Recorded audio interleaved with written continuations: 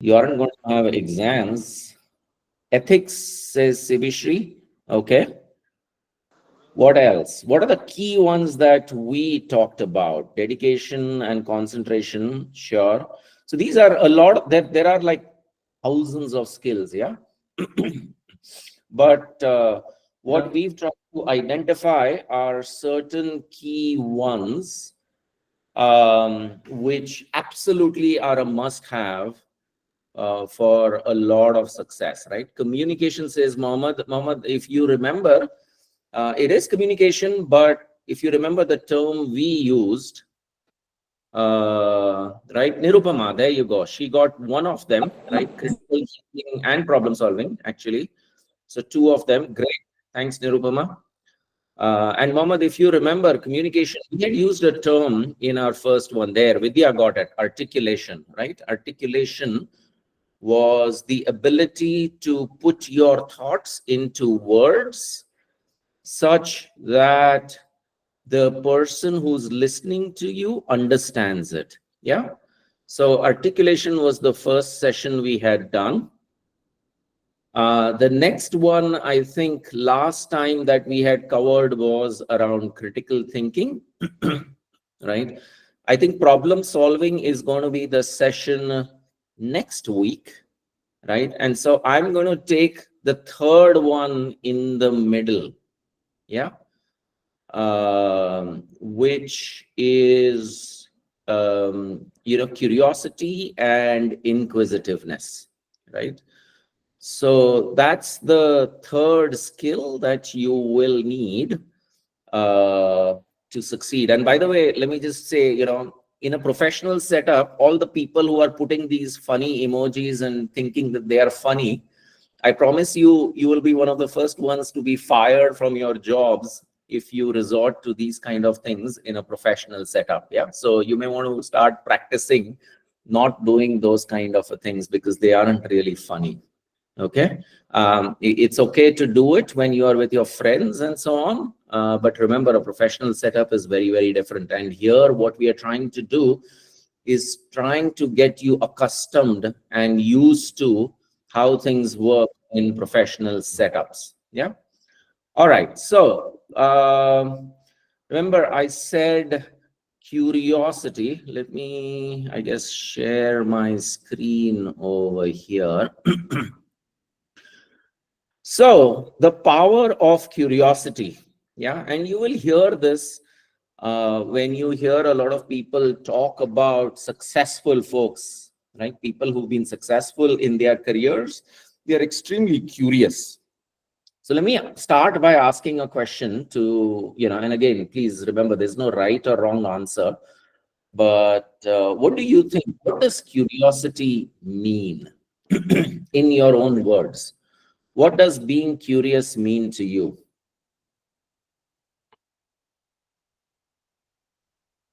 Eager to do something, an interest of learning. Very true. Yeah. It is a high level of eagerness to try and learn things, primarily out of self-interest. Yeah. So generally, we try and learn things because we get certain results, right? We are either, studying for our exams and so want marks, and so we are curious and study, or we get exposed to the situation, something new, and so we get curious, right? And so we study, or we go into and try and figure things out on our own, right? So let me ask each of you again, when do you think was the last time that you were curious about something? And that curiosity meant that you took time on your own to go study either a term that you had used, or a topic, or a subject, or you noticed something and you got very interested and so went in to study it deeper. Anyone? When was the last time you had this curiosity bug, as they say? Yeah. Anyone? When, just think about yourself. Yeah. When was the last time that you were very curious to learn about something? Mohammed says last Sunday. Okay. Can you share the topic that you were very curious about on Sunday? Share markets during the first year. Okay. What do you mean by, and what was the reason you had that curiosity, Sabari? So Mohammed says he had curiosity about machine learning. Khushbu is saying just yesterday when I was reading some words which I was not aware of the meaning. Fair enough, Khushbu. That's a good one. Vidya says she wanted to learn recursion. Again, if I could just request the people who think they are being funny by posting emojis, Ganpat, just try and take a note of the names of the people who are putting up these emojis. We reach out to their respective colleges, and try and make sure that they avoid these things. Yeah. So Vidya wanted to learn recursion, and so she was curious. Anybody else? Anything else that you kind of came across where you felt you wanted to be, go in deeper and understand things? Kamana says last week. Okay, what was the topic, Kamana? Why were you curious about whatever it was last week that happened?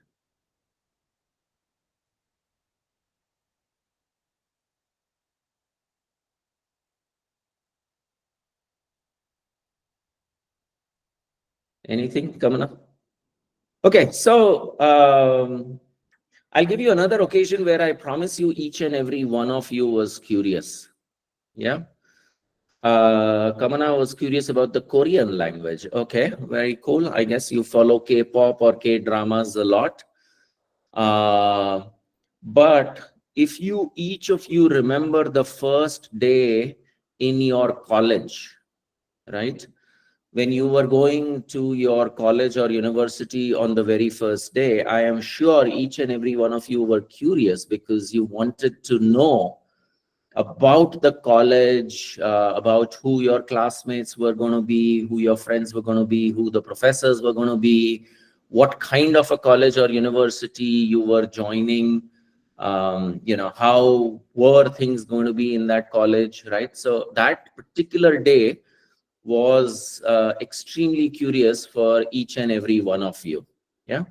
So, that was an external, situation that arose that, made you being curious to, kind of be excited about things, right?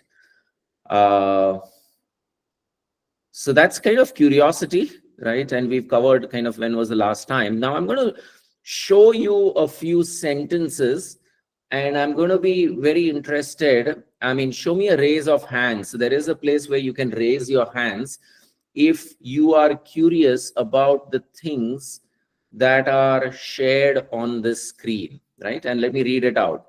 What is the only place, oops, what is the only place on earth where trees have square trunks? Where in the world do you find a jellyfish that's biologically immortal? Where can you see a naturally occurring door to hell? A burning crater that has been continuously ablaze for decades. Where can you find a lake that's pink in color? Where do you find a desert that blooms with millions of flowers after a rare rainfall?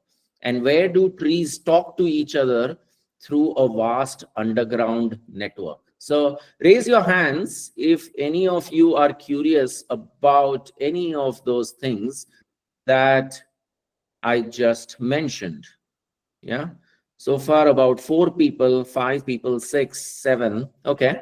Right. And remember, we are talking of these kind of things, right? Uh, trees having square trunks, right? Or a lake that is pink in color. All right. So we got at least about 7 to 10 people who raised their hands. About 100 people or 200 people know the answers to all these questions, right? Only about 10 of you, like me, in fact, I don't know the answers to most of these, but the other 200 on the call actually know exactly the answer to each of these. Now, remember, what is happening, right? And let me ask you a question, right? On reading this, where do you find trees that have square trunks? Why are some of you curious about finding the place where trees have square trunks? What is it that makes you curious about it? Please type out your answer, and it can be about any of the things, right, that you saw over here, which is, lakes that are pink, or trees talking to each other, or a jellyfish that is immortal. Why are some of you curious about a few things here?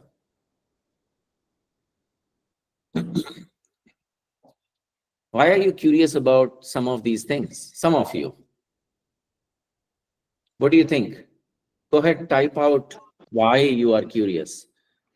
Because I have never heard. Awesome. Thanks. Um, okay. Questions feel interesting. I mean, odd ones, maybe they are not the usual ones. Very true, right? So all of you are correct, right? Whenever the world puts in front of things which go against, in our head or in our brains, we have a certain view of everything, right? Of the world and how it works and how it functions. And when we see something which is against that rule, we get very curious, right? We've always heard that, and we've always seen trees having round trunks. So when we hear of a square trunk tree, we are like, where is that? I've never seen that, right? So these are things that are very unusual, and so we get curious about them, right?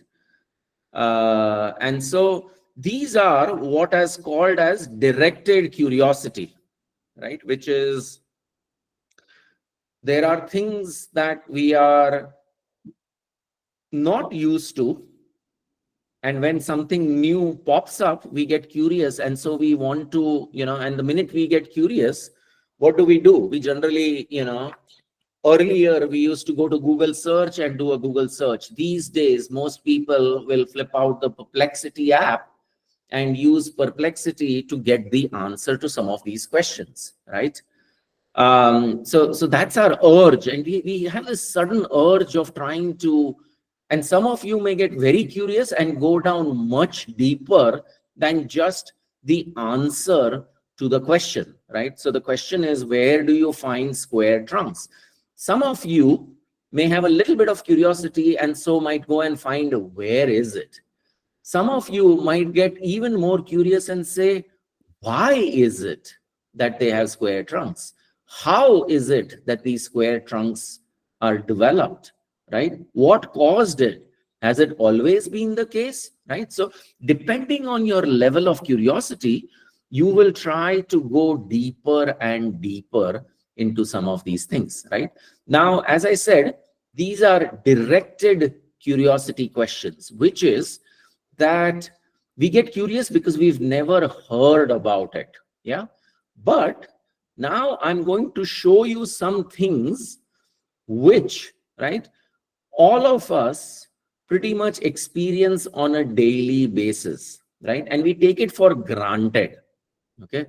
But let us say that I ask as an assignment each of you to pick any one of the topics and come and speak for 5 minutes on this topic, right? Because we obviously are not curious because we think we know how these things work. Yeah. So here are some examples. Okay. Bread, right? When we see a slice of bread, we all move on. We just think of, what do you want to put on the bread to consume it, right? Zippers, sketchy fabrics, or riding a bicycle, or a refrigerator, or a mirror, or a ballpoint pen, or a soap. Yeah, we see these objects in front of us and we use them almost on a daily basis. Now, my assignment to you is, if you were to speak for 5 minutes, right? Because if you know something well enough, you should be able to talk about it for 5 minutes. How many of you think that you can speak on any of these topics for 5 minutes? Any one topic, you can come in front of the 200 odd people who are here and talk about a zipper, right? It's a normal thing. It's something that we use every day. It's something that we see every day. So if we are using it and we are not curious to figure out, how does this work? How does it happen? How was it discovered? Who did it? When? Why? Right? These are all questions that arise when you are curious about something. So raise your hands if you think, and some of you have your hands raised, so you may want to lower it, but raise your hands if you think you can talk about any of these topics for 5 minutes in front of the class, in front of all of us. Yeah, I'm going to lower everybody. So anybody who wants to raise their hands. So now, anyone? Okay, great. Mohammed says he can. Which topic, Mohammed? Which topic can you speak about for 5 minutes? That's awesome, by the way. It's great. On bread. Okay, great. So Mohammed can speak. That's amazing. Congrats. I think that is commendable. Anybody else thinks that you can talk about any of these topics for 5 minutes? Any? Just 5 minutes only. Yeah? Probably not, right? Okay, Thanga Prakash can also. Which topic, Prakash, can you talk about? And Vidya, all the ones who are raising, please just also share a ballpoint pen, a soap, and a mirror. Okay, great. So at least about 4 of us have enough knowledge, have enough curiosity to have studied them for whatever reason. And I think that's commendable, right? Because all of the others, including me, just take this for granted and move on, right?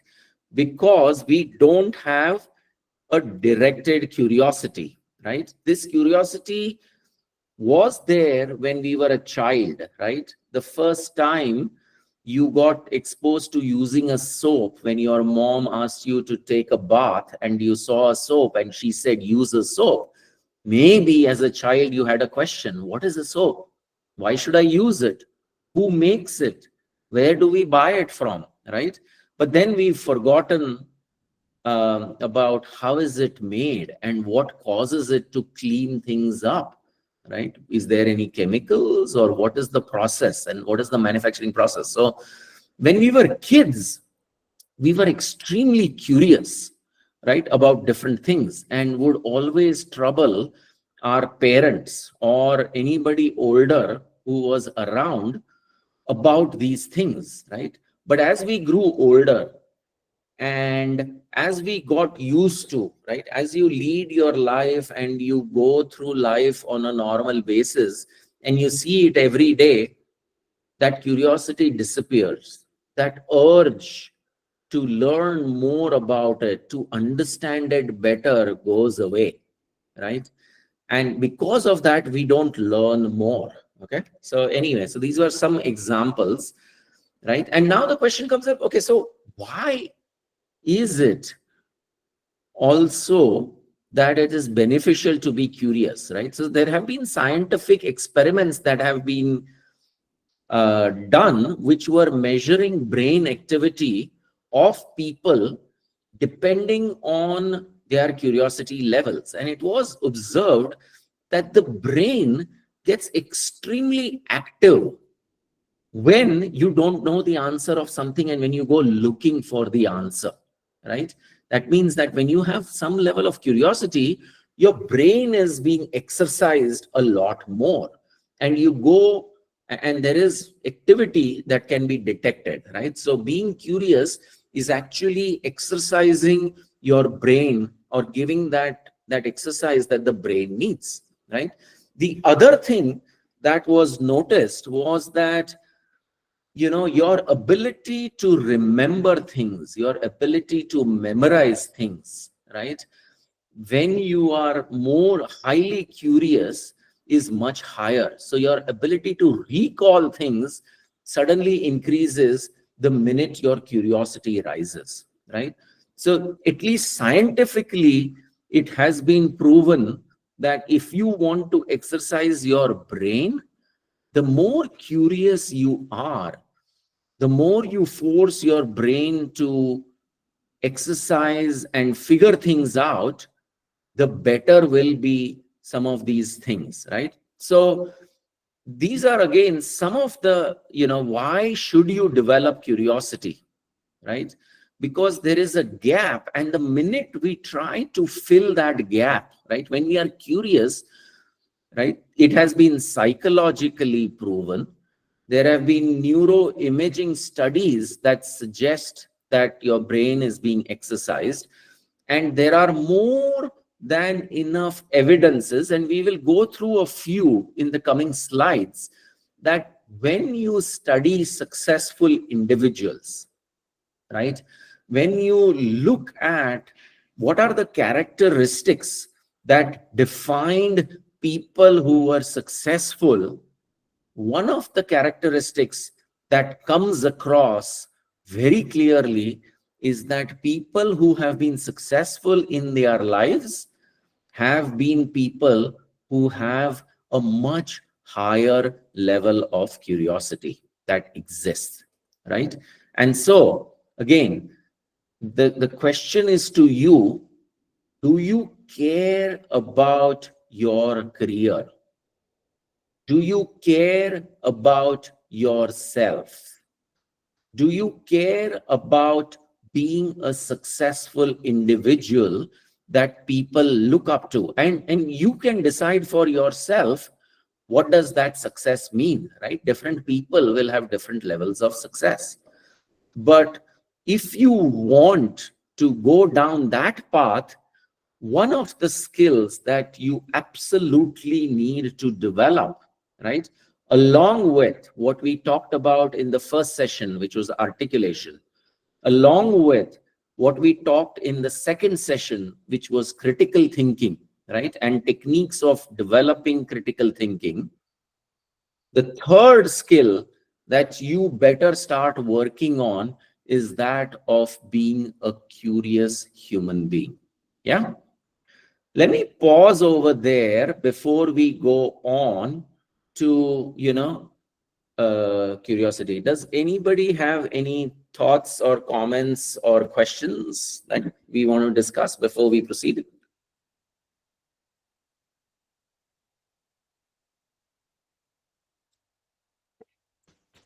Can we see a show of hands of, again, are you convinced that this is a skill that you should develop? How many of you, and please raise your hands, the people who feel that, they need to start becoming curious on a daily basis, right? Because curiosity is not something that, you can get better at if you do it once a week or once a month. This is something that needs to become a daily habit. Yeah. So hopefully, thanks for the 10 odd folks who kind of agree and I think see the value of being curious. Yeah. Any questions or thoughts from anyone? It was good to see that at least we had about 7, 8 people who were able to, who knew some things about some of the topics. All right, so let's move on. Yeah. So then the question comes in. We remember we talked about as a child, you were extremely curious. Yeah. So my question to you is, what do you think curiosity is linked to? Right. Which is, do you think that only people who are quote unquote intelligent, right? And however you want to define intelligence, who are the people who can develop curiosity? Is it only linked to people who have a high IQ? What do you think? Do you think only people who have high IQ are highly curious, or vice versa, which is people who have a high IQ have a high IQ because they are extremely curious? Yeah. So I'm going to show you an example, right, of a Temple Grandin, right, who was an autistic child. Yeah. Hopefully, some of you know, what autism is, right? But she had this very, very high level of fascination with animals, right? And would observe and be very curious about their behavior, right? And so she was one of the ones that developed systems to reduce stress and injury to animals, right?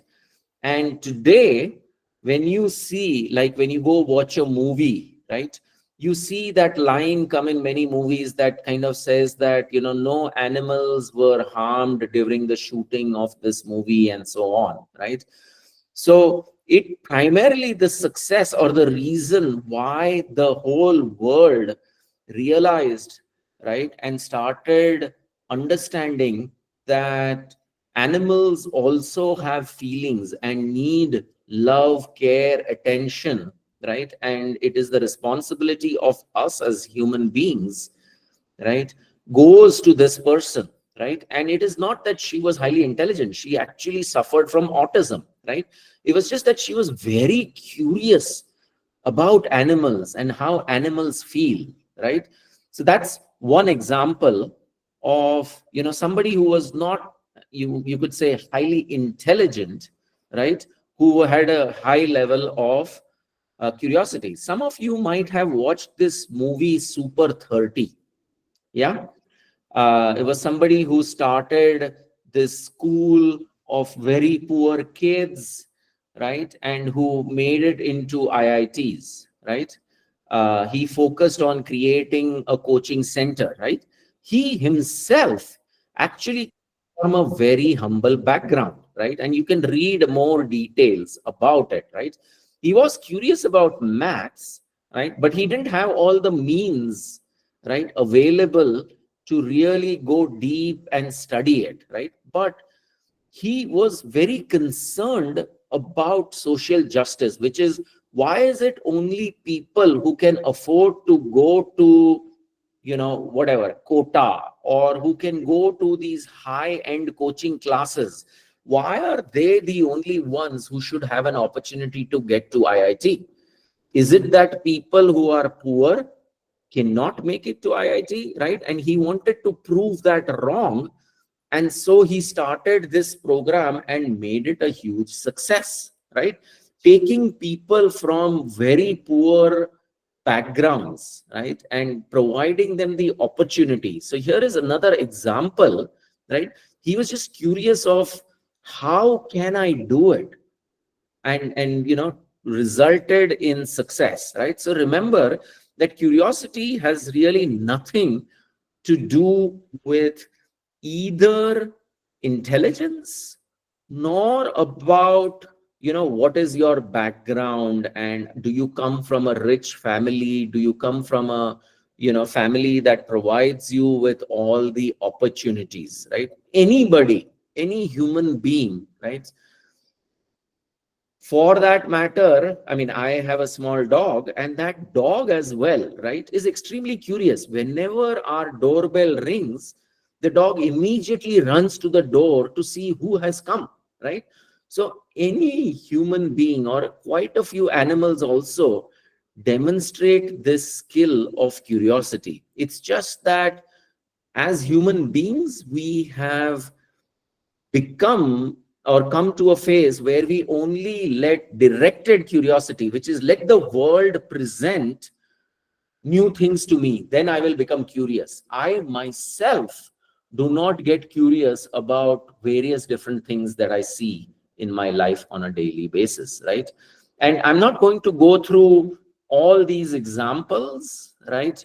But there are various different examples. Here is an example of somebody who was born into slavery, right? So his parents were slave, he was a slave, and how he, because of his curiosity, was able to become a scientist and an inventor, right, in the US back 200 years ago, right?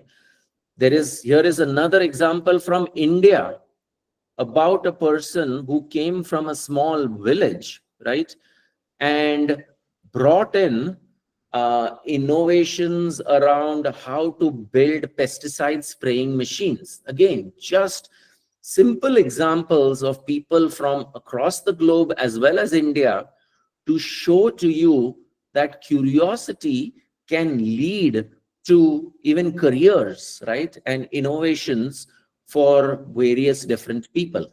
Yeah.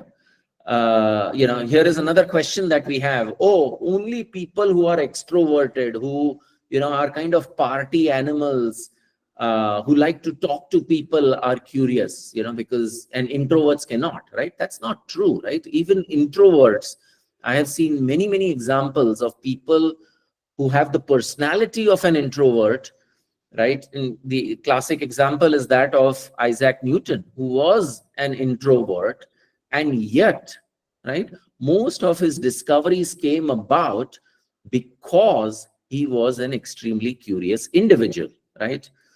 Dr.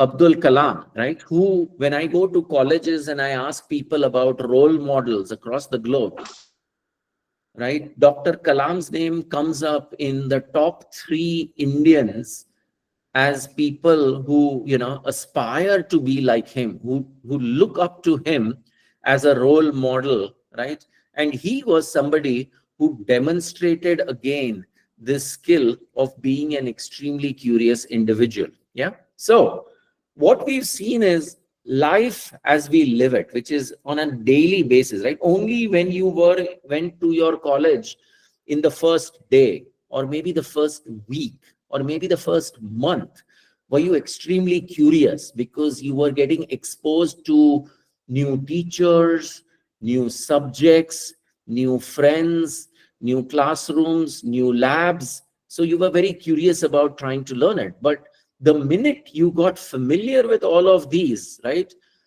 today, when you lead your life, it's like so boring, right? It's like I wake up at the same time, I take the same bus to get to college, I go to the same classroom, I have the same professors, I have the same friends, right? And so you're not very genuinely curious unless something new which you are not used to shows up, like a square tree trunk, right? But the people that we showed as examples till now, whether it was Dr. Kalam or Newton or Mansukh Bhai Jagani or Washington Carver, right? They made it a habit, right? Which is, even in their daily lives, they said, you know what? I will look for something, right? And you can do that right now as you sit in your class. Look around you, right? And you will notice something. Each of you might notice something different that you might be interested in, right? Maybe, I don't know, maybe it's the projector that is projecting, these slides onto the screen in your classroom. Maybe it is, the whiteboard that is in front of you, right? Whatever it is, right? There are enough things around us on a daily basis which we take for granted, which, if we all adopt a technique, right? And I will go through and try and teach you certain techniques of how you can try to force yourself to become a more curious person in life, right? But it really is self-discipline. It really lies upon you to create those situations, right? Maybe, you travel the same route. Maybe just for a change, take a different route. Maybe you walk to college. Maybe you want to take a different route to walk to college. Maybe you want to take a different bus. Maybe you want to strike up a conversation with the conductor of the bus. Maybe you saw the projector and you decide for yourself that, you know what, I'm going to learn more about projectors. And why am I saying this, right? Because for people who attended my first session, when I talked of all these various skills, if you remember, there were two things that come along with these most important skills. One is that these are not skills that everybody is born with, right? You are not born necessarily as a curious person. It is something that can be learned. So that's the good news, right? You have to learn the skills of being an articulate person. You have to learn to become a better critical thinker. You have to learn to develop the power of curiosity, right? So these are learned skills. And the second, if you remember, right, what I said is these are compounding skills, right? So the more you do it, the better you will get at it. If you do it every day for the next month, you will be much better as an individual, more knowledgeable, more learned, more aware of things in a month. And you keep doing that, in 6 months, you will be even better. In 2 years, you will be way better, right? In 5 to 10 years, you will not be able to recognize yourself because you've made this a part of your daily life, right? And without realizing it, these skills will help you become a successful professional, right? Whether that profession is working in a company, whether that profession is, being a startup founder, a successful CEO, whatever it is, right? So remember that. Yeah. I am going to skip these. These are all examples of how, right, very simple innovations happened, right, because somebody was kind of curious. They noticed, for instance, how things are getting stuck to a dog, right? And that, believe it or not, actually resulted in the innovation of creating Velcro, right? We all know Velcro, which is two things stick together. And it came about because somebody noticed that a particular dog, things were getting stuck, and so they wanted to study it. And as they went deeper and deeper, they were able to develop that. Yeah. This is a classic example, and I am actually going to show you a video about this. Yeah. Let me know if you can see and hear it. Okay, 1 second.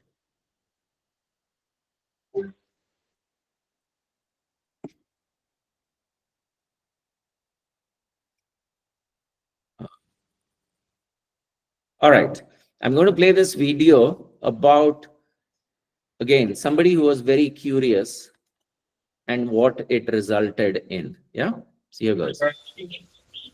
Can you imagine if nature was like this?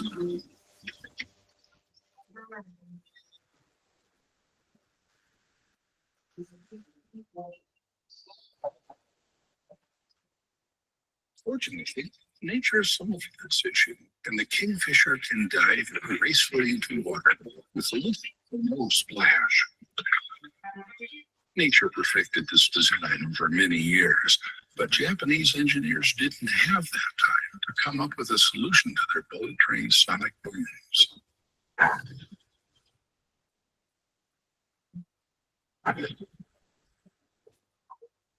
It's the early 90s, and Japanese engineers are trying to solve one of their biggest problems, tunnel sonic booms. One of the world's busiest high-speed rail lines is called Tokadoshi Kazen, having moved billions of passengers since its opening in 1964. However, at the time it was first designed, it was also well known for disturbing thousands of nearby residents as it emerged from tunnels. This is Engineers Muse, and today we are going to look at how kingfishers inspired engineers. The bullet train travels through Japan at speeds of 150 to 200 miles per hour. Unfortunately for the local people, the train design didn't consider how the train's high speed would cause atmospheric pressure waves to build up in front of the train as it passed through tunnels. This compression wave propagates through the tunnel at the speed of sound, forming a micropressure wave or a tunnel sonic boom at the exit. The big problem was that the trains would run through many tunnels in dense neighborhoods, and the sonic booms were so forceful that residents could hear them 1,300 feet away. Thousands of residents were disturbed and annoyed by this for years, until Iji Nakatsu, the director of technical development for the bullet trains in 1997, was tasked, along with others, to make the trains quieter without decreasing speed or using more energy. Nakatsu questioned, is there some living thing that manages sudden changes in air resistance as a part of daily life? Not only was Nakatsu an engineer, he was also an avid bird watcher and active member of the Wild Birds Society of Japan. After observing and photographing kingfishers, Nakatsu witnessed kingfishers diving from the air to water at speeds of up to 25 miles per hour without making a splash. Nakatsu believed the birds could do this because of the streamlined shape of its long, pointed, wedge-shaped beak. The team of engineers conducted tests to measure pressure waves from bullets of various shapes and designs shot into a pipe. After multiple tests, the resulting data showed the ideal shape for the Shinkansen's head is practically identical to a kingfisher's beak. Being inspired by kingfishers to finalizing the design, Nakatsu had cracked the problem that had been causing issues for so long. The new design of the train reduced the noise of the tunnel sonic booms, and the train was running at higher speed, even when maintaining a standard noise level. Along with reducing the noise, other benefits emerged. The new Shinkansen 500 series reduced their energy consumption proportionally when there was a 30% less air resistance in the new processor of the model. The 500 series Shinkansen train can travel at speeds of up to 187 miles per hour and shortened the travel time between Shinosaka and Hakata by 15 minutes. Nature is full of solutions for our man-made problems. It's only a matter of time before we realize what's already in front of us. Hopefully, guys able to see and hear. Yes, no? Okay.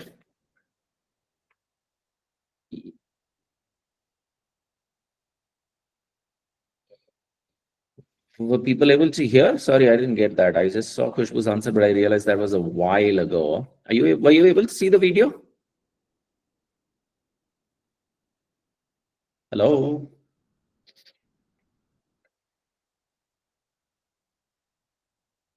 No one there? Okay. Thanks, Karthik. Thank you, Pranav.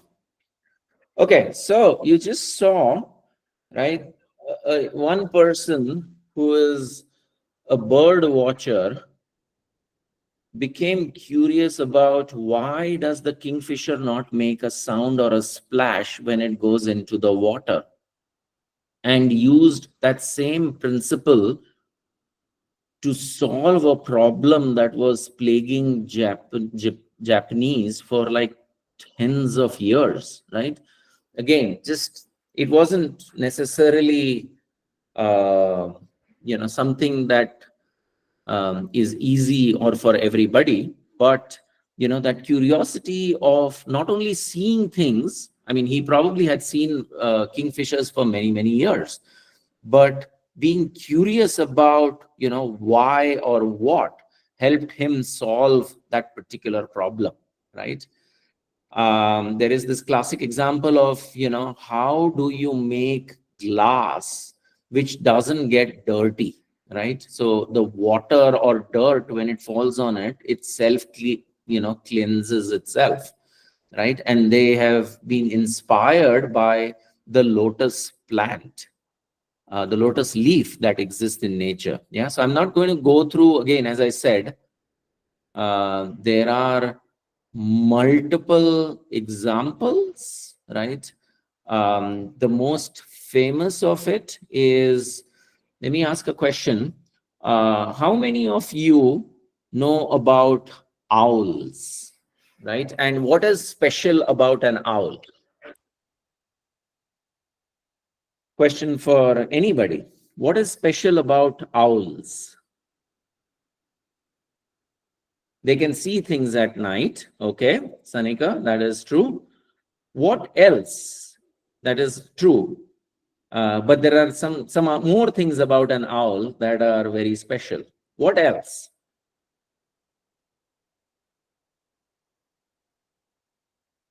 There are a couple more things about an owl that are kind of unique besides seeing things at night. Anybody else?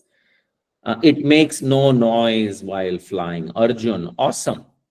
Yep. And Arjun, do you have a guess, or anybody? Can you guess what did that result in? Oh, there you go. Surabhi got the third answer, right?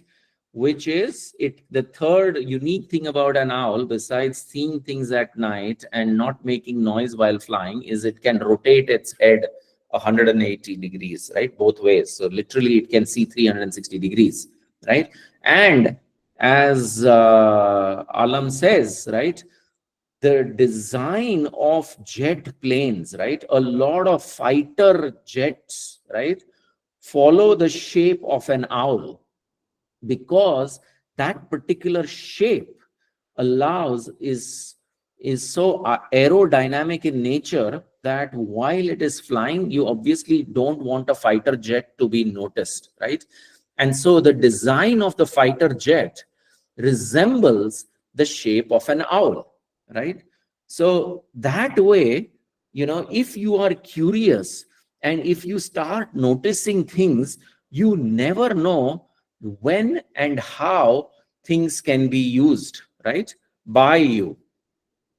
So now we go into what stops us from being curious, right?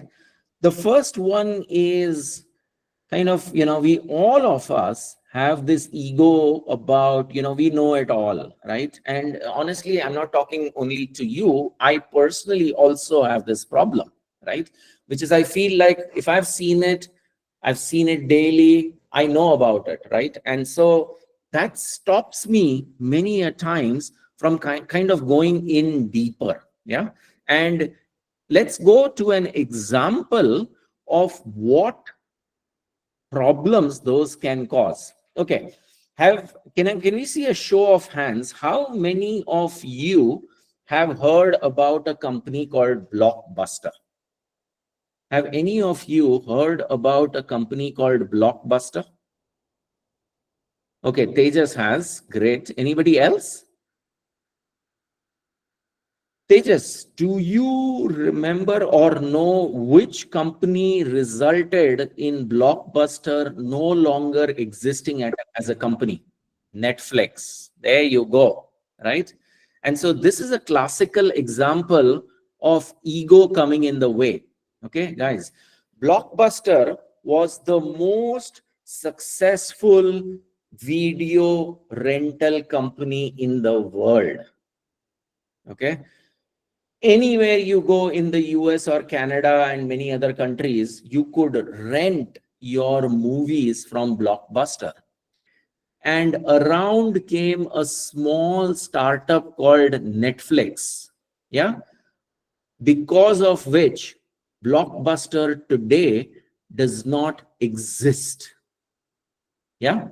So that is, they decided, the top management and maybe even some of the employees felt that because they had a successful business of video rentals, nothing, right? And obviously Netflix started with DVD rentals and using, the post office to ship, and then went heavily into streaming, right?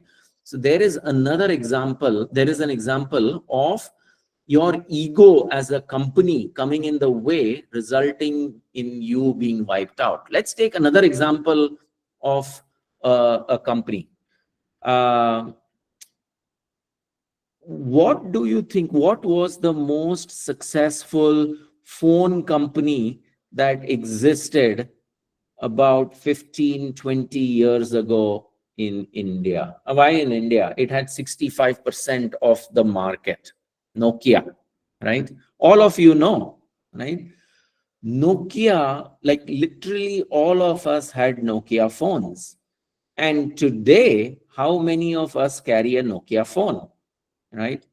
It was all that they refused to accept that the world was going to change, that people wanted smartphones, right? And if you remember the session on articulation, we had done the launch of the iPhone example as one of the most articulate speeches, right?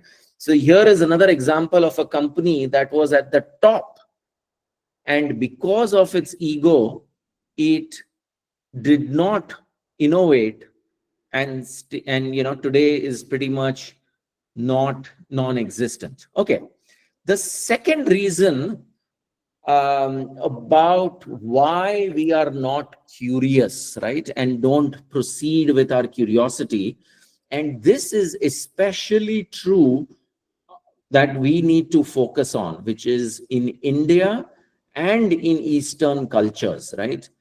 We always have a fear of failure. Yeah. While in Western cultures, they often talk about celebrating failures, right? Which is when failures happen, you should recognize failure because you learn from your failures, right? It is often said that when you win, you just are, in the midst of, oh, I did so well, and you move on. But when you lose or when you encounter failures, you are dejected. And so many a times people study, right? Especially, a lot of people on this class, for instance, are from Tamil Nadu, right? Especially if you've seen chess players, right? Every single game that they lose, especially, they spend a lot more time analyzing why they lost, at which move, what blunder did they do, right? And so we as a culture need to get into this phase where it is okay to fail. It's not a big deal, right? While culturally, unfortunately, right, we've reached a stage where we kind of ignore or are ashamed about failures, and because of that we run into problems. Sanika is saying dependable resources could too be the reasons, like ChatGPT and DeepSeek. Sanika, do you want to elaborate a little bit more? I think I get it, but because you're making the point, I want to try and provide you the opportunity while I kind of continue over here. Yeah. And this is an example, right? Obviously an Indian example, because the fear of failure is very high in our culture. Yeah. Then finally comes, another one comes is we are always focused on the end journey and, on the end result, right? And not focused on the journey. Yeah. So if you remember, right, when you were in school, your mom or your dad or your relatives would say, oh, don't worry, just finish 10th grade, right? It'll and get good grades and it's fine. And so all you are focused on is, am I getting the marks that I need so that I get into the college, right? So you're just focused on the results. Then you come to engineering college and people will say, well, just finish off your graduation, make sure your GPA is good enough that you can, get interviewed or get a good job, right? So again, the focus is on what is the end result. And because of that, we miss out on the journey of your college education, right? And then once you join a company, it all again becomes like, okay, you set a target saying, I want to reach this salary or I want to get to this title, right? And in that process, we miss out on the journey that takes us to that end result, right? And here, and I'm not going to read through this one, is a particular example of why focusing on the end result, right, can cause issues for you. Yeah. Another reason why sometimes we are not curious, obviously, there is lack of confidence, right? And we are so obsessed with, what will others say, right? So, and the reason I appreciate people, like the people who are participating over here, right? In terms of giving their responses, right? Whether it is Sibishri, Khushbu, Shahid, Gautam, Sanika, right?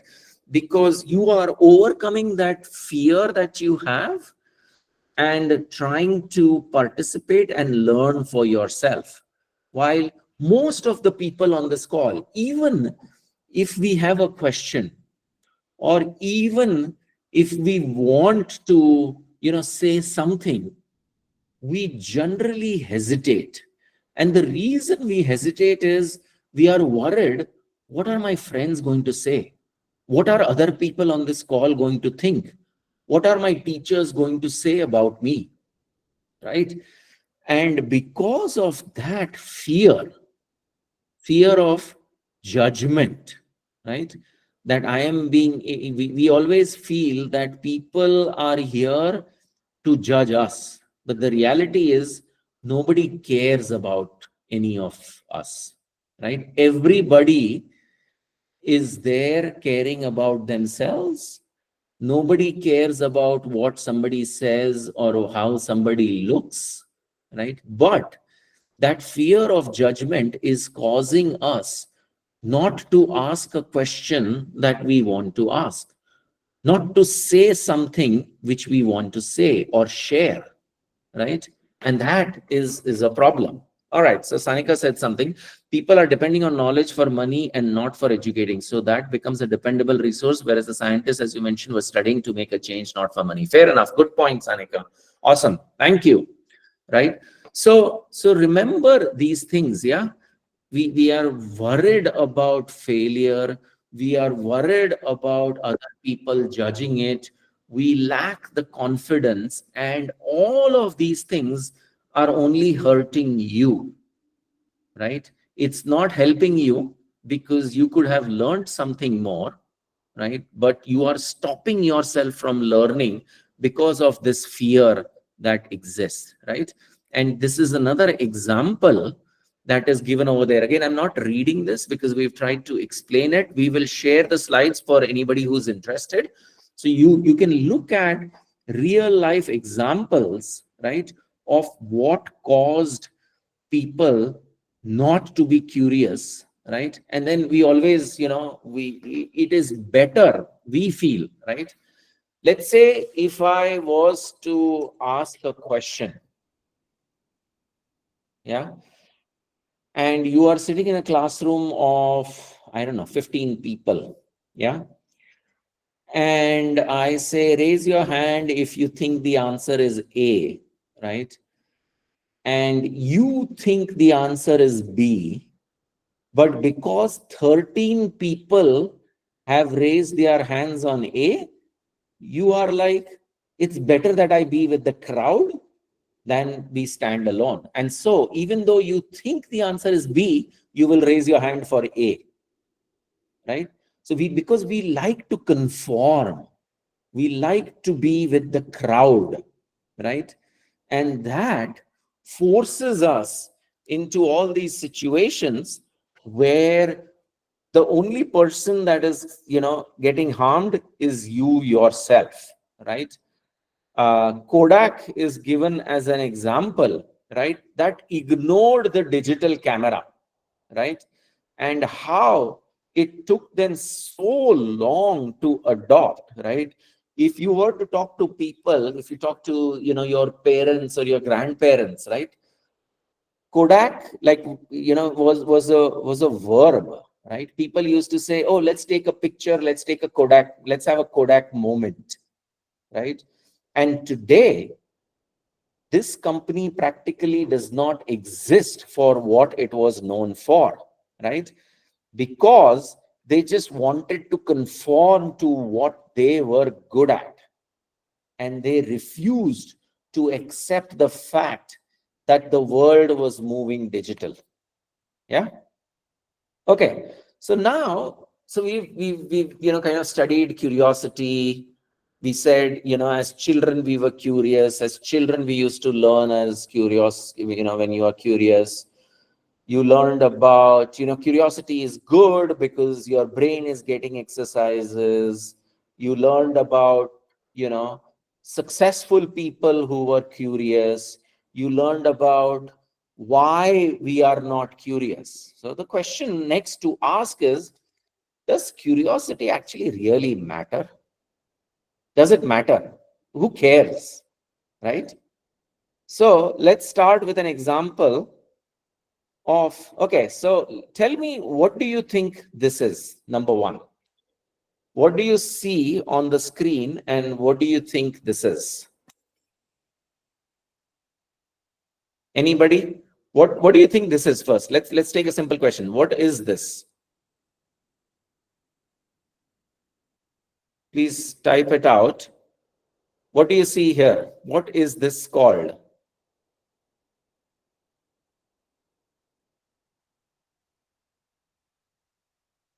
You see this all over, right? In most cities, when you go, what is it called?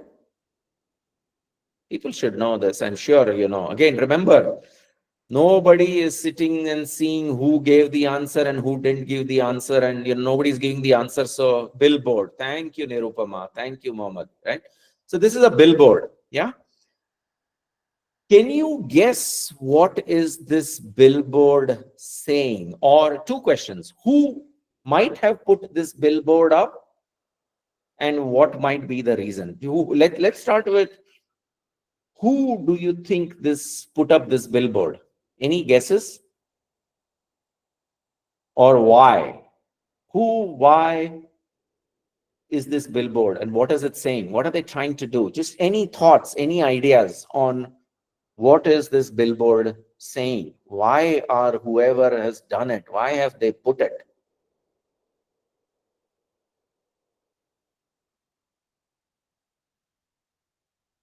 It's a program. Okay, I think Mohammed got it actually. It's Google. Yeah.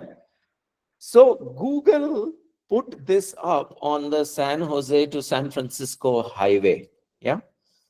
And when you solved this particular problem and went to that website, whatever the answer.com, there was another, like a quiz which you had to solve and submit, right?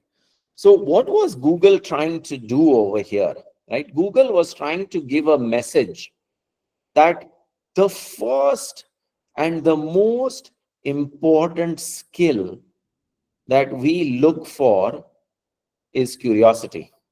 Somebody who looks at this and becomes curious, right? What is this? What kind of a website? Okay, it's .com, so I understand it's a website. But what is the first 10-digit prime found in consecutive digits of E, right? So the first level or layer of filtering that Google adopted was, only curious people are going to go and try solve this problem or try going to this website. And so that way, people who are not curious, we don't even want them, forget interviews. We don't want to even have them do our question, right? So rather than giving the website link and saying apply to Google, which thousands of people would have done, this way, they filtered out using one of the most important characteristics that Google looks for in its employees. Yeah.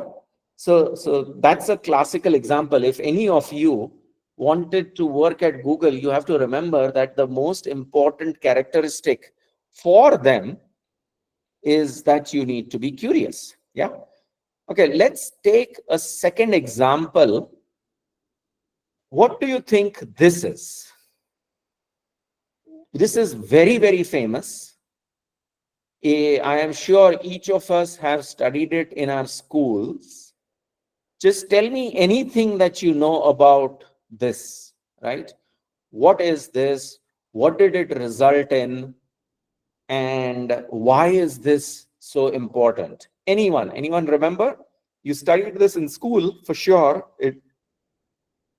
Microbiology says Pranav. Anything more? Okay. Plasmodium study. Anybody else have a guess of what this is? What does this signify? Anyone else? We've forgotten our schooling things because we don't have an exam that's coming up about this. Penicillin. Awesome. All right. Alam got it right. Yeah. This is what resulted in the discovery of penicillin. Yeah. So if you all remember, like the person who's responsible for penicillin, does anybody remember who discovered penicillin? Anyone?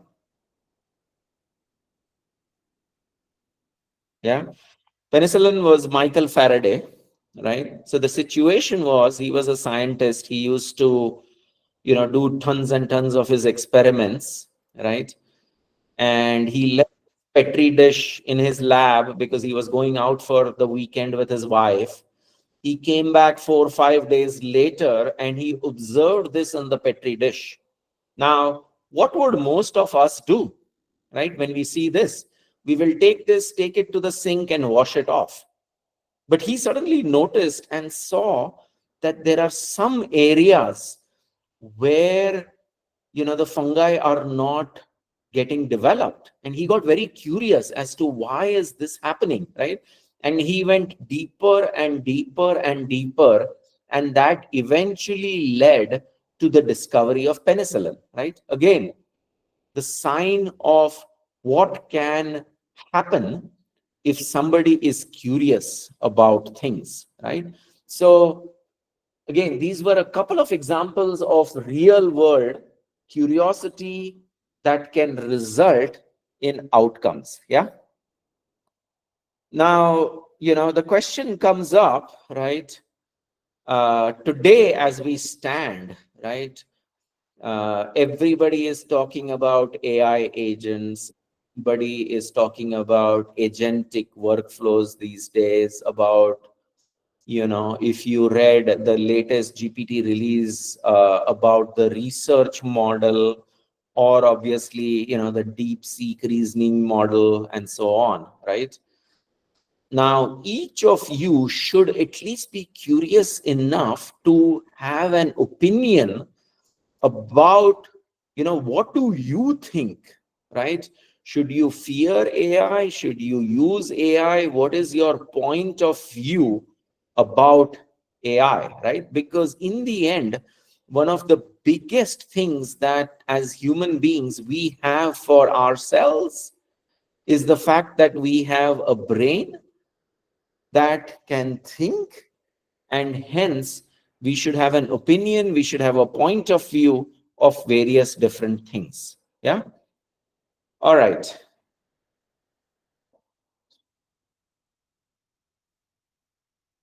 These are, again, I'm going to kind of skip through some of these slides. All of these need us to be curious, right?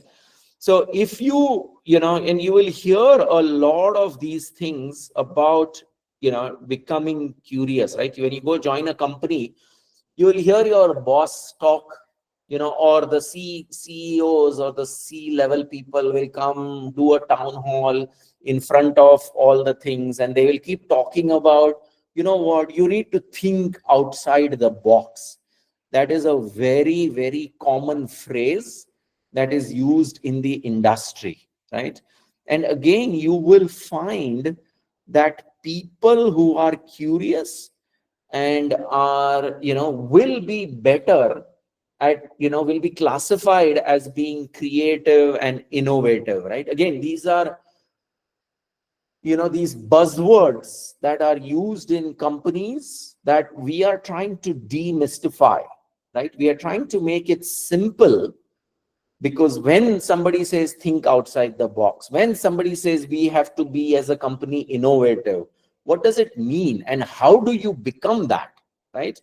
One of the skills is to be a curious individual. Yeah. Again, I'm going to skip through these are like, because if you are curious, right, you will also develop some side benefits, right, that can benefit you, that can help you grow in your career, right? You will develop emotional intelligence, empathy, critical thinking, and judgment, which we talked about last week, right? We talked about critical thinking and what stops us from being critical thinkers. And I think Abhijit probably left you with the concept of mental models, right? Now, I would be curious, I think he might have used the term mental models, right? If anyone on this call was a curious individual, they would probably have used this last week to go study what are mental models, what are some of the commonly used mental models that exist in the world, right? So whenever you hear terms that don't make sense, you should try and become curious and try and find out. Yeah. Again, some more skills that, if you are curious, how does it help you, right? You will become adaptable, you will become more of a learning individual who's continuously improving, right? I'm going to skip this. We'll skip the exercise for now, right? And then here are some of the characteristics, right, that come about for curious people. Yeah. And I'm not going to go through each of them, right? Because some of them we will actually cover in the future, remember? So I hope that till now, right, you guys are now convinced that being a curious individual, doing it on a daily basis, doing it every single day in your life is something that is going to help you. Yeah. So, having said that, let's go to how do you become a curious person?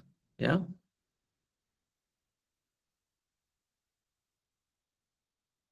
Okay. So I am putting up a slide about let's test your curiosity quotient. Yeah. You will see about 11 things that are stated over here. Okay.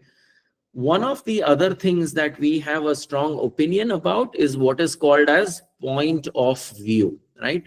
Imagine as point of view as your own opinion. Okay.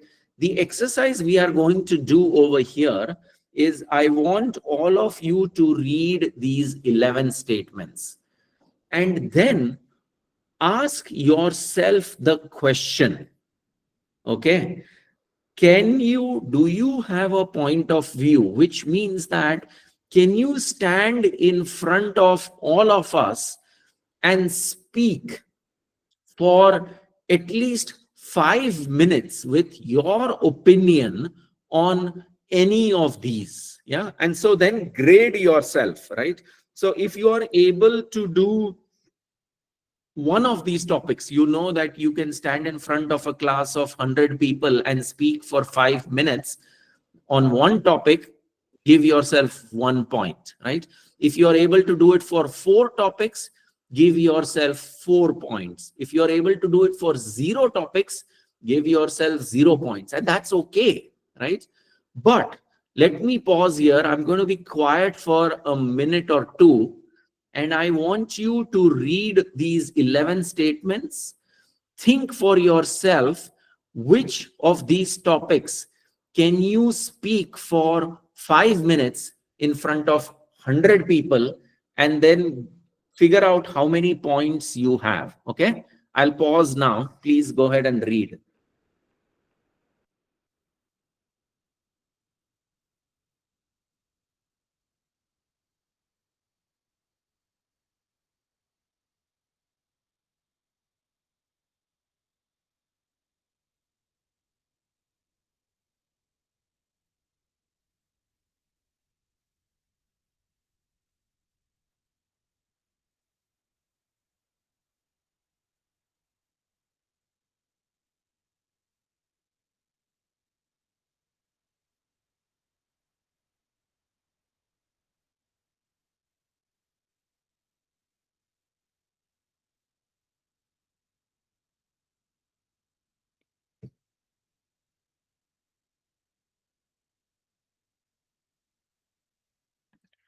Okay, so there were 11 topics. Just type in anywhere from 0 to 11, right?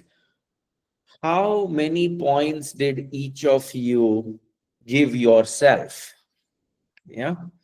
How many topics out of these 11 can you speak in front of the 200 odd people who are on this call? Yeah. Just type out anywhere between 0 to 11, depending on how you scored yourself. Come on. Again, remember, there is the fear of judgment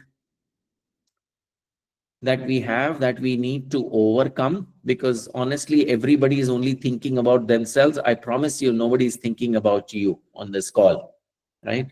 So what do you think? How many?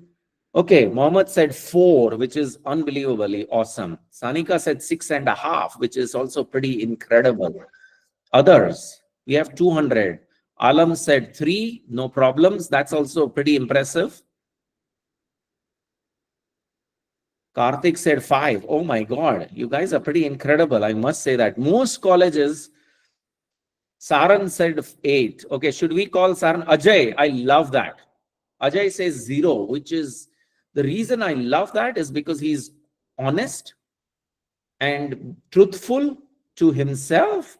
And that's one characteristic which will take him a long way, right? Should we take Saran up on his offer and ask him to speak on the 8 topics for 5 minutes, 40 minutes? We have exactly 40 minutes left. Pranish says 2, no problem. I'm just kidding. Yeah, Saran, don't take it personally or anything. So it's great that at least about 15 of you had the guts to answer for yourself, right? What is your curiosity quotient? Which is, these are things that are commonplace.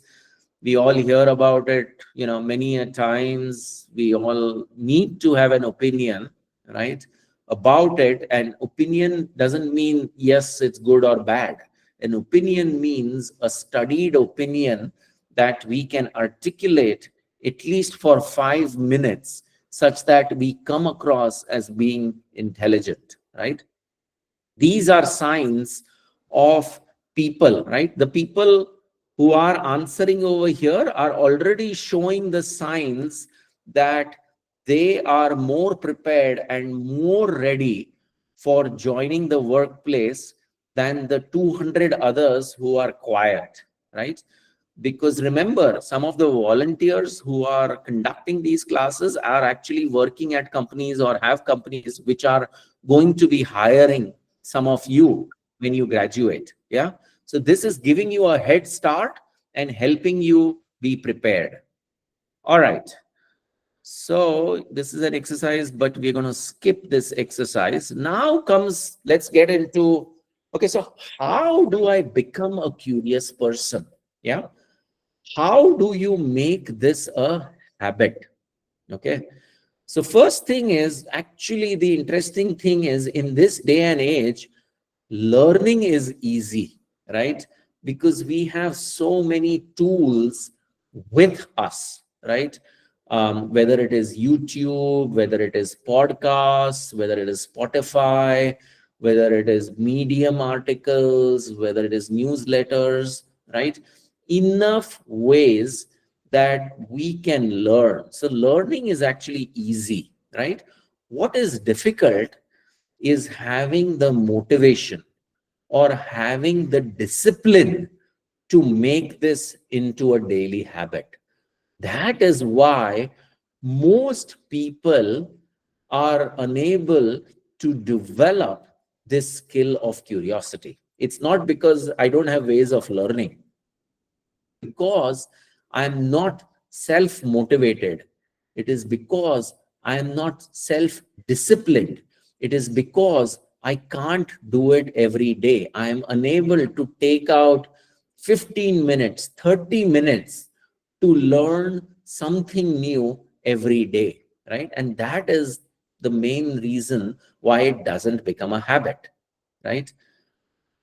Remember, what is stopping you from being curious? Only you yourself and your fear of being judged, right? You feel that everybody is there only to judge you, right? The good news is that as children, we were very curious, right? We had this habit. It just is that we've lost that curiosity quotient, but it is something that can be learned. Yeah. Now, what are some things that we can do? Yeah. One is engaging in interdisciplinary studies, right? And what do I mean by that, right? While some of you may be like, oh, I'm technical in nature, and I am just curious about machine learning, right? You will find that successful people are people who have the knowledge, who have the hunger or the thirst to learn about many different topics. We ourselves saw the person who was able to solve the problem of the bullet train noise was somebody who was a birding enthusiast who liked to go observe birds, right? It wasn't that, okay, I don't have an interest in something else, right? So the more things you get interested in, the better are your chances of solving problems, becoming a critical thinker, and developing more curiosity. Yeah. So become interested in a more diverse set of topics than only what you are studying. Yeah. Some other tips, traveling and experiencing new cultures, right? It has always been observed that people who get exposed to other parts of the country, other cultures, right? People from other countries, right?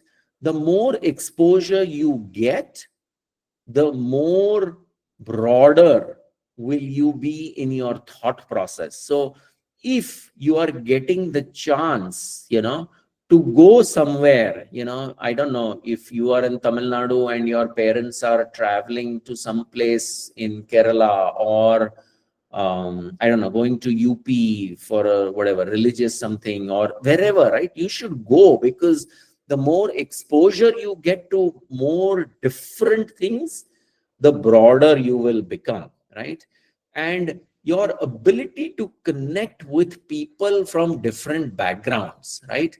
If you always keep yourself connected with the same people, with the same friends who have the same thinking, the same educational background as you are reducing your chances of success, because you are reducing your chances of improving, you know, developing some of these skills.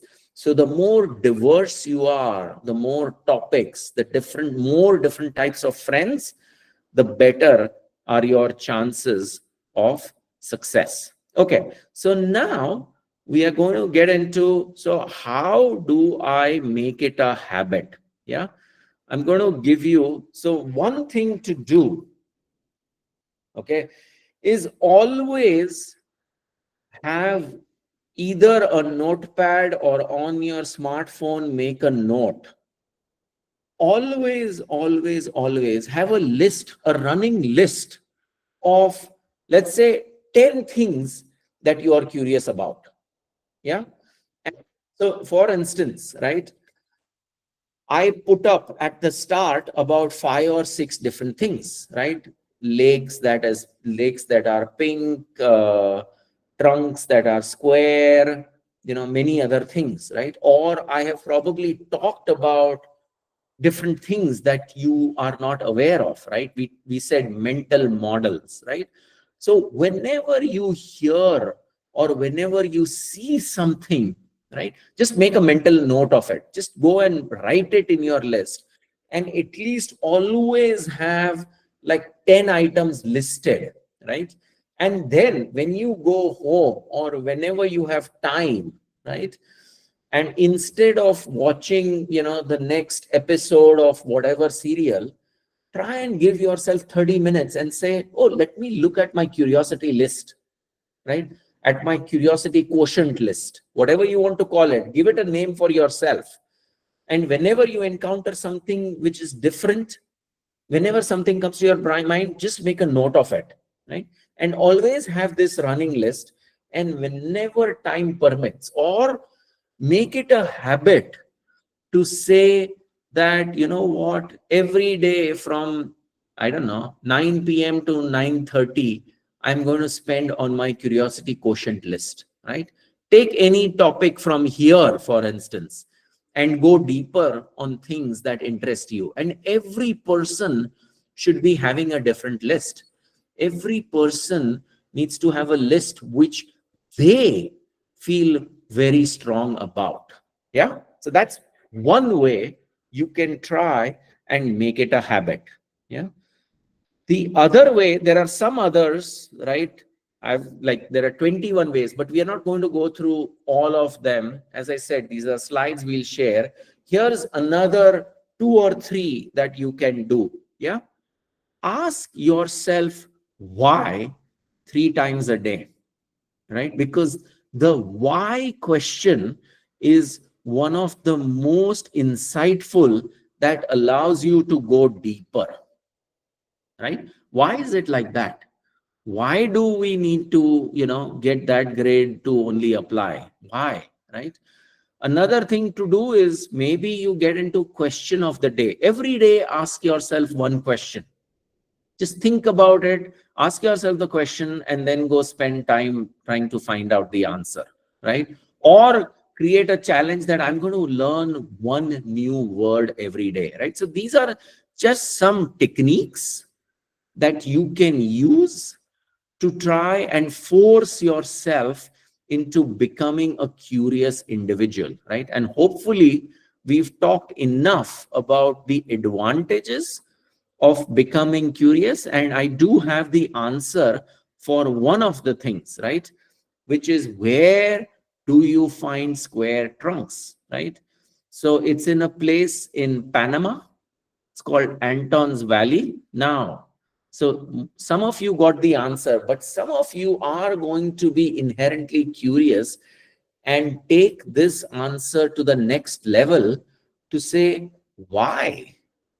Why are they square in nature? How did that become? Yeah. So hopefully some of you at least take this further and this thing. Yeah. Now, here is another tip on becoming curious. Yeah. And we've given it an acronym, right? One way of becoming curious is by asking good questions, right? So we say you need to age gracefully. And what does age mean? What does age stand for? The A is the ability to ask good questions. The G is to go beyond, right? And we just did an example over here. There will be some of you who will go beyond getting to know about the square tree trunks in Panama, right? And that is, again, you are demonstrating or building that skill of becoming a more curious person. And the E is be excited. And what do I mean by being excited? Don't be excited because today is the first day of a new company that you are joining or a new college that you are joining, right? Every day as you go about life, there are so many things around us which we do not understand, we do not comprehend, we don't know more details about. And so get excited about that, and let's become good at that. Yeah. So that is one way of, becoming curious, right? So what are some of the ways? One is always have a curiosity quotient list of 10, 15, 20, depending on you, right? The second is you could try one, two, or three of these, right?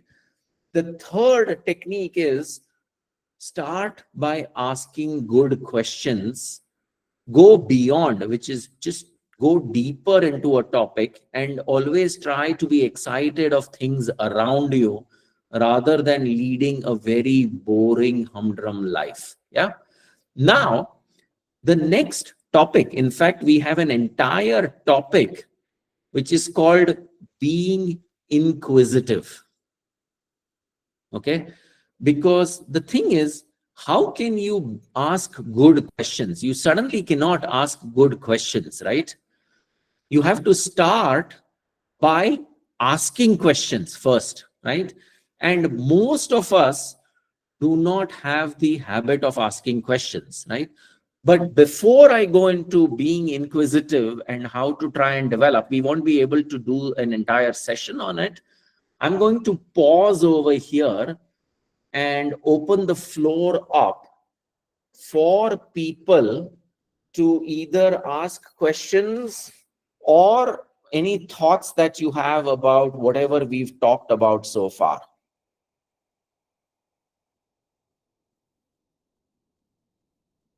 Anyone? I've been talking continuously.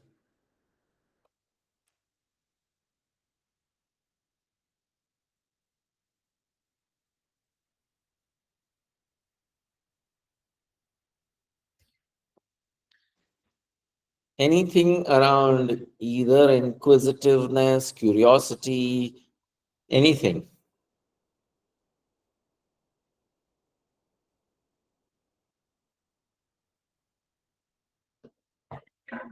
How can I improve my curiosity? Yeah, Hakim. So, Mohammed, I think, as I said, right, try and do something every day. Every day, you could start by asking questions, right? And it can be any question about anything, and we'll go to asking questions, right? You can use this technique, right, which is that create a curiosity list question for yourself, right? Take 15 minutes. Okay, okay, let's do this exercise, yeah, for each of you, because we're going to start now. Okay, I want each of you to take 5 minutes and just think whatever comes to your mind, right, that you are curious about, that you want to learn more, right? Let's start by taking 5 minutes and creating our own curiosity list. Okay, I'm going to pause. I'm not going to say a word for the next 3 to 5 minutes. I want each of you to start listing down in your head or make a note. Yeah, saying, I want to learn more about whatever comes to your mind.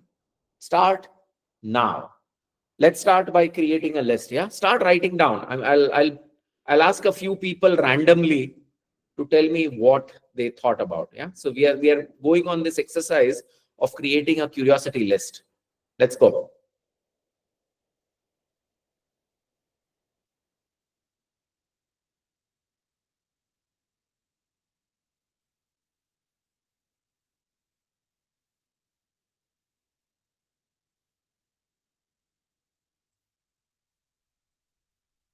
And to help you, I've put down, like, what I randomly came up with. Maybe some of you are interested in that. Maybe some of you might be some of the other things we talked about.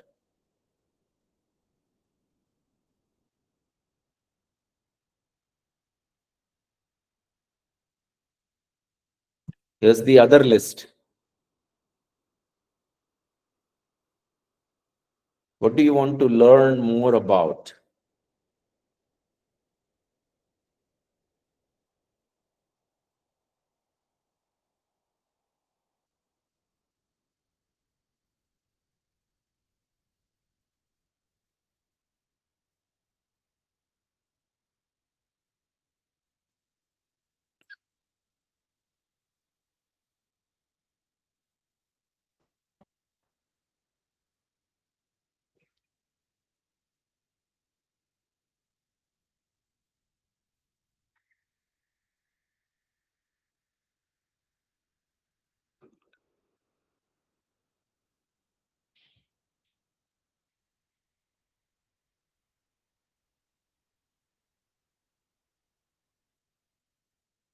I hope all of you are making a list.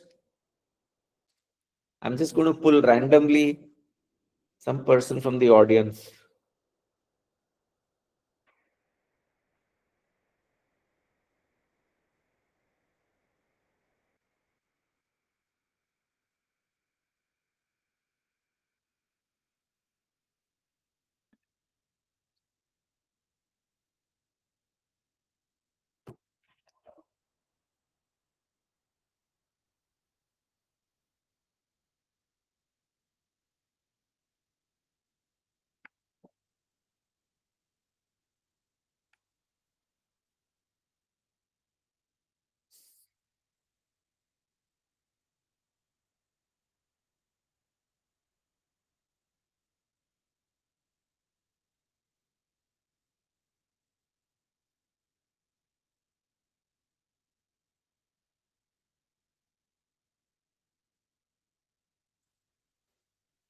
All right.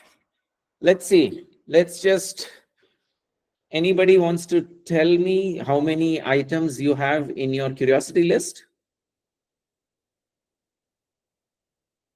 How about you, Mohammed? How many did you have? What's your list? Is it how many items? 2, 3, 5, 6. Okay, great. So here's the thing I want you to do, Mohammed. Today, find yourself 15, 20, 30 minutes.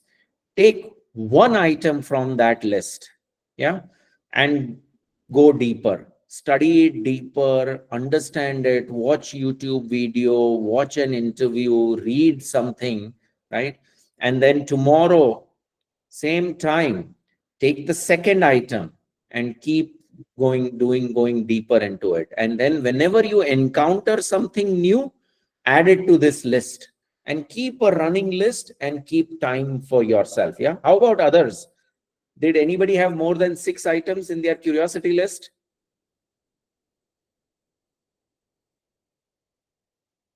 Hopefully, Mohammed, you got it right. This will, if you just maintain this list, take any one item, spend whenever you have time, go spend time to go deeper into that topic. Okay. Bhavesh, your question about what is to be done when the boss or my senior is continuously giving me work and overburdening me, how should I handle this situation? Right. So, to me, honestly, uh, time is the biggest excuse that people use, right?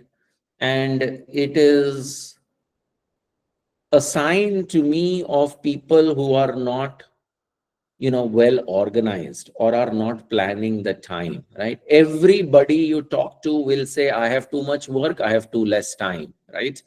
But when you ask them, did you watch this movie or did you watch this show or did you go for this thing, right? It will happen, right? We will always be able to find time for things we want to do, right? So it is all, and we do have sessions around how do you manage your time, how do you prioritize things such that you can get things done. Because one of the skills that is needed again to be successful is the ability to getting things done, right? And that is all about planning, prioritization, and better time management, right? So people who say that I don't have time, right, are not doing a good enough job about prioritizing and time management. So that would be my take on, oh, I don't have time to do things. Yeah. Anybody else? But thanks, Mohammed and Bhavesh, for those questions. Anybody else either wants to share how many items they have in their curiosity list or any questions before we just do like a teaser on being inquisitive?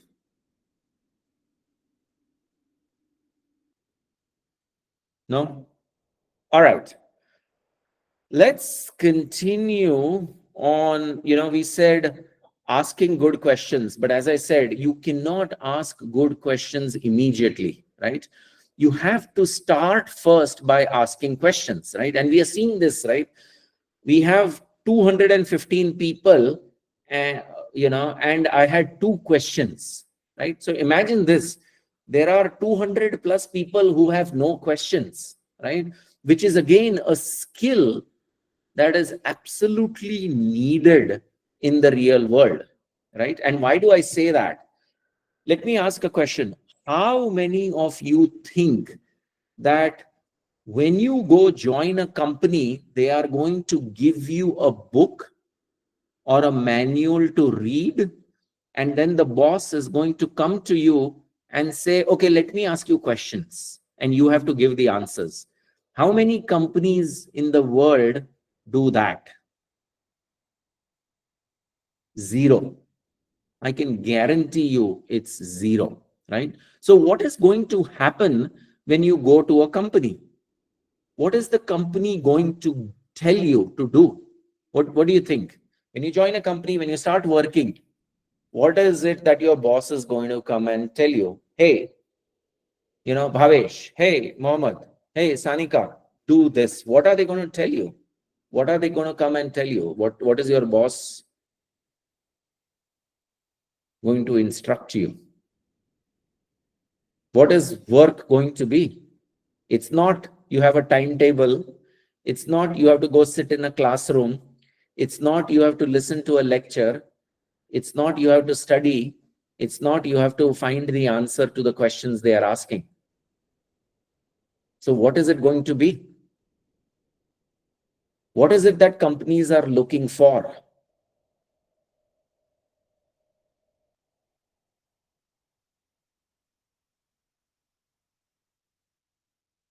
What do you think? Come on. 178 people. What do companies look for? What are companies telling their employees to do? There are billions of people who work. Most of you will be working in another 2 years. When you go to your company, no, those are skills, right? Dedication and skills. Let's say you go into your first Monday after the weekend. What is your boss going to tell you to do? Just the work. But what is just the work, Karthik? What is the work?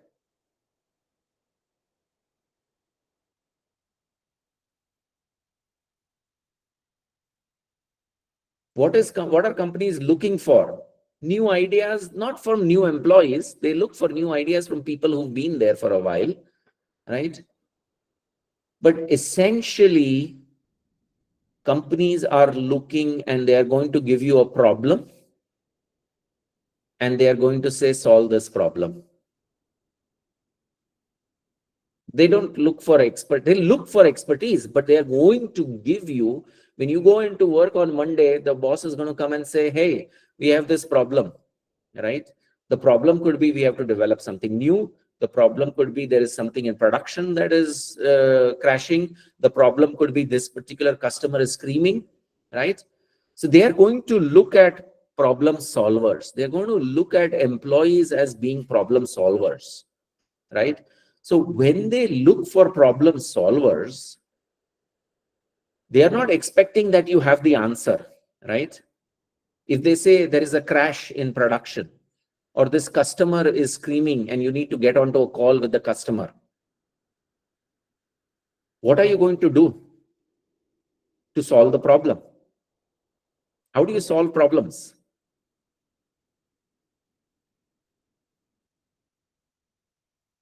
How do you solve problems?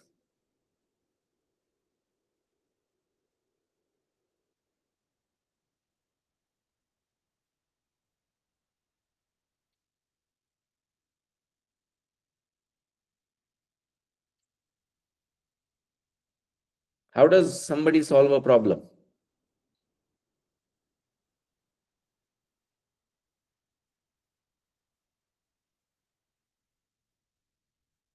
Let's say you are all part of a technical team, and I come and tell you, customers are complaining, the app rating has gone down. That's your problem to solve. App rating has gone down and customers are complaining. What will you do? Okay, Bhavesh, what new innovative ways are you going to do? I came and told you app ratings are down and customers are complaining. What will you do with that problem statement? Ajay, critical mind and experience. So how are you going to use your critical mind to solve this problem? The problem is app ratings are going down and the customers are complaining. Okay, why is it? What exactly is the problem? I don't know, Arjun. You have to solve it, right? I only know I went to the app store, I saw the rating. Root cause you don't know. Analyze the problem and give solution. But how do you give the solution? Right? So the first and most important skill of solving a problem is to understand the problem. And the way to understand the problem is by asking the right questions. Yeah. Now, you have all been through schools and colleges. How many subjects have you taken where you got marks based on the type of questions that you were asking? Right? Because I said companies are looking for problem solving. In order for you to solve the problem, you need to understand the problem. And the way to understand the problem is you have to ask the question, right? Oh, you are saying the app rating has gone down. What is the current rating? What was the rating last month? What was the rating 3 months ago? You are saying customers are complaining. Can I look at what their review comments are? Do we know if I look at logs, where are they crashing? Are they abandoning journey? Right? These are all questions you have to start asking, right? But you have gone through your entire schooling and college life. And again, my question is, how many classes did you get marks, right? Which is how you got rewarded for asking questions. How many classes? How many classes you got marks for asking questions? Come on, guys, we have 175 people. None, right? Zero. So you've been through schooling and college where your marks were dependent on you giving answers to things that were taught to you, yeah, and by reading books. And then you are going to go to the workplace. You are expected to solve problems, and the way to solve problems is analyze the problem, understand the problem.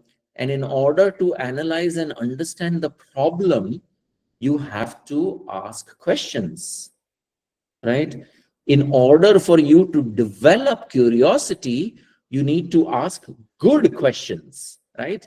But you can't suddenly ask good questions. You have to first develop the habit of asking questions. Okay, again, I promise you, each of you can call up your mom or your dad or your uncle and ask them, when I was a 3-year-old or when I was a 4-year-old, how many questions did I ask in a day? Okay. And I promise you, your mom will say, oh my God, you were so painful. You just kept asking questions all the time. You were like, why is the sky blue? Why does our neighbor have such a big house? Why can't we get a car? Why do we have to have a two-wheeler? Why can't I eat this? Right? Scientifically, it is proven that a 3 to 4-year-old asks about 200 to 250 questions in a day. Yeah. That was our mechanism of learning. The way we learned was by asking questions. Now, ask yourself the question, the same person, yeah, you were the same person 15 years later to yesterday. How many questions did you ask somebody? It could be your teacher, it could be your parents, it could be your friends, it could be the bus conductor that you were traveling in. How many questions were you asking yesterday? As a child, you used to ask 200 or 250 questions every day. And today, as a grown adult who will be going into the workplace to solve problems, and in order for you to solve problems, you will have to ask questions, and you have forgotten the habit that you had as a child, right? So that is another skill that you need to develop. And hopefully, some of your colleges, we will come on site and we will try to do a session either on mental models, which is how to develop critical thinking, or we will do a session on how to develop inquisitiveness, which is the skill of asking questions. Yeah.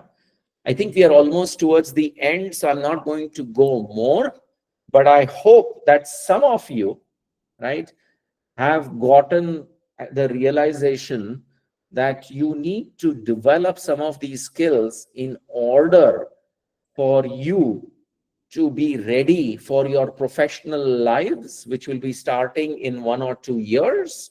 And these are skills that you will not learn in the college, right? But they are learnable skills. So if you want to get better, start today. Yeah. Okay, let me pause. Any questions, thoughts, comments, concerns, ideas, anything? We still have some time. So I'll open the floor up for you guys.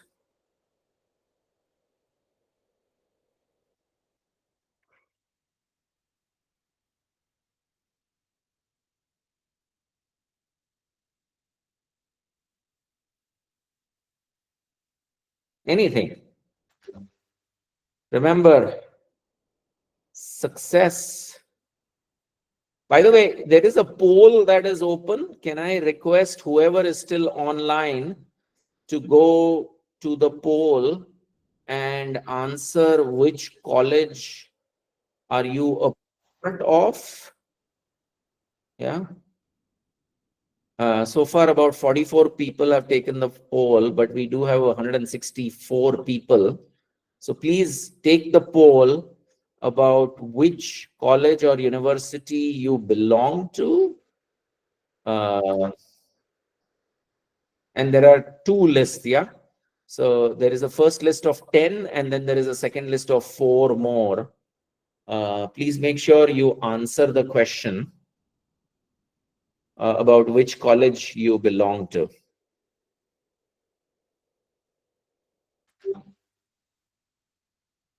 Okay, so remember, asking questions, skill to develop. None of you, I guess everybody is too tired to start developing that skill.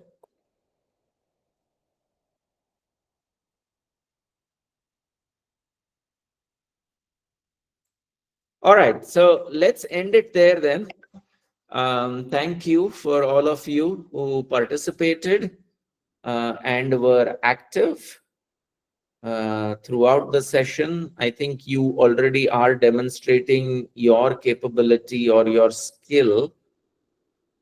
Okay, Bhavesh had a quick question. If I am a boss or manager of a company and if I see an employee sitting on my chair in my absence, how should I react and should I give him any lesson? I mean, it depends on the style, right? I personally am okay with it. In fact, in our company, there are no fixed chairs. Anybody can sit anywhere. And it depends again on the type of culture or the type of company, right? I don't think a manager has any special rights, right, or a boss to demand that the employee not sit on the chair. I mean, after all, it is a chair. People are transitionary. People come and leave companies. So if there's something special about that chair, you can request the employee saying, hey, if you don't mind, can I borrow that chair? Explaining why you need that chair. But I don't think in this day and age in technology it really matters, right, about people sitting in different chairs. What else? Anybody else have any other questions?